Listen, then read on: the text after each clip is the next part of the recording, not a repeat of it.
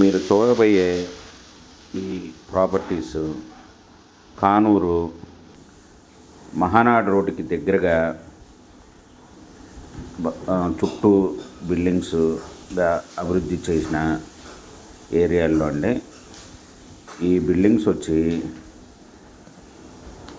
133 గజాల్లో కన్స్ట్రక్షన్ చేసి G+1గా car parking, cupboards మొత్తం టోటల్ వర్క్తో 95 లక్షలు చెప్తున్నారండి ఓనర్ గారు.